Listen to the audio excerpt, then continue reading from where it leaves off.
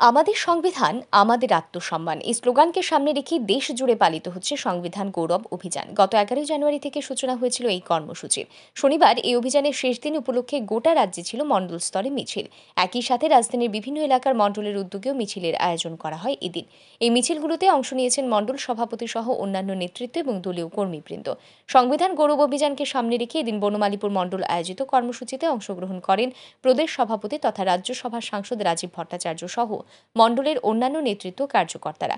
এদিন সংবাদ মাধ্যমের মুখোমুখি হয়ে সিপিআইএমের সমাবেশের ইস্যুতে রাজ্য সরকারের ওপর আনা অভিযোগের জবাব দেন সাংসদ।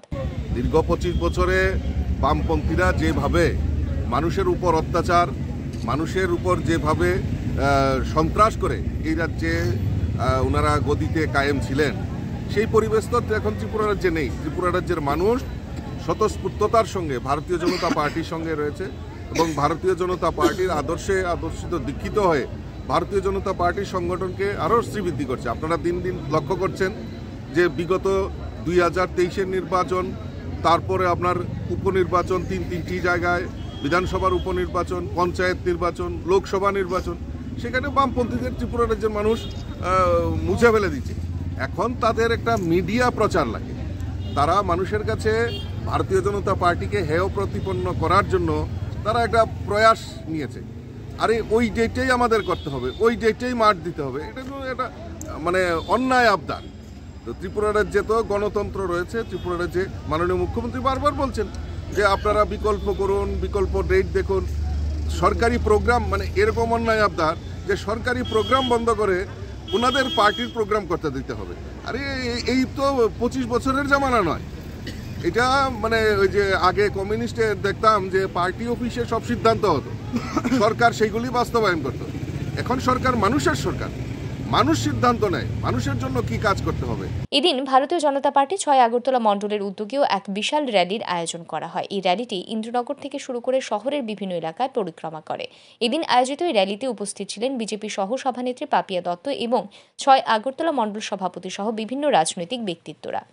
প্রত্যেকেই জানি যে 1949 সালের 26শে নভেম্বর আমাদের সংবিধান গৃহীত হয়েছিল, অ্যাকসেপ্ট হয়েছিল এবং 1950 সালের 26শে জানুয়ারি সেটা কার্যরূপ পায়। এবং যে পর্ব চলছে, যে 11ই জানুয়ারি থেকে 25শে জানুয়ারি পর্যন্ত, সেই দিন দুটোকে স্মরণ করেই এই পর্ব চলছে ভারতীয় জনতা পার্টির উদ্যোগে।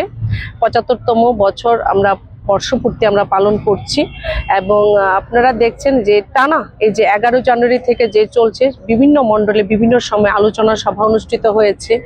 আজকে সকালে আমরা সংবিধানের যে প্রিয়াম্বল, যে প্রস্তাবনা, সেটাও বিভিন্ন বুথে, প্রত্যেকটি বুথে আমরা প্রত্যেক কার্যকর্তা ভারতীয় জনতা পার্টি আমরা পাঠ করেছি এবং আজ প্রত্যেক মণ্ডলে আমরা সংবিধান গৌরব যাত্রা পালনের মাধ্যমে এই যে কর্মসূচি 11 জানুয়ারি থেকে যেটা শুরু হয়েছে সেটা আজ সমাপ্তি হতে চলেছে, যেহেতু আগামীকাল 26শে জানুয়ারি প্রজাতন্ত্র দিবস এবং এই সংবিধান গৌরব যাত্রা আজকে এখানে 6 আগরতলা মণ্ডলের উদ্যোগে অনুষ্ঠিত হচ্ছে। আমরা আজকের এই দিনে প্রত্যেক ত্রিপুরাবাসীকে, যেহেতু আগামীকাল আমরা প্রজাতন্ত্র দিবস পালন করতে যাচ্ছি, আমি সেই প্রজাতন্ত্র দিবস উপলক্ষে অগ্রিম আমি সবাইকে শুভেচ্ছা জানাচ্ছি। এদিন 8 নং টাউন বরদোয়ালি মণ্ডলের পক্ষ থেকেও সংবিধান গৌরব অভিযানের আয়োজন করা হয়। আগরতলা রবীন্দ্র ভবন এলাকা থেকে মিছিল শুরু হয়ে আগরতলা শহরে বিভিন্ন পথ পরিক্রমা করে বরদোয়ালি মণ্ডলে শেষ হয় এই র্যালিটি। এদিনের মিছিলের নেতৃত্বে ছিলেন মণ্ডল সভাপতি শ্যামল কুমার দেব। সাংবাদিকদের মুখোমুখি হয়ে তিনি বলেন, কংগ্রেস এবং অন্যান্য রাজনৈতিক দলগুলি কখনো আম্বেদকরকে সম্মান জানায়নি, উল্টো শাসক দলের বিরুদ্ধে তাকে অবমাননা করার অভিযোগ লাগানোর চেষ্টা করেছে। আজ সংবিধান গৌরব অভিযানের শেষ দিনে এই মিছিলের আয়োজন করা হয়েছে। মূলত সংবিধান এবং সংবিধান প্রণেতাকে সম্মান জানাতে এই উদ্যোগ নেওয়া হয়েছে।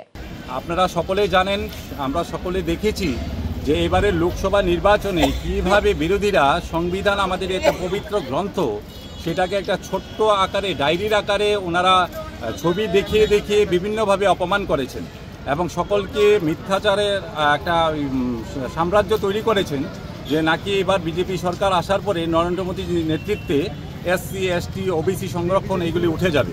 কিন্তু আমরা দেখতে পাচ্ছি আমাদের জনপ্রিয় আদরণীয় প্রধানমন্ত্রী নরেন্দ্র মোদীজি এবারও আসনে বসার পরে আরও আমাদের যে সংরক্ষণ আছে, আমাদের বিভিন্ন ফেসিলিটিস আমাদের SC, STর জন্য আরও বাড়িয়ে দিয়েছেন এবং দেখা যাচ্ছে যে মিথ্যাচার যেভাবে বিরোধীরা করেছেন, উল্টা আমাদের মোদিজির নেতৃত্বে ভীমরাও আম্বেদকরজির 5টা জন্মস্থান থেকে আরম্ভ করে 5টা স্থান আমরা দেখতে পাচ্ছি মোদিজির নেতৃত্বে।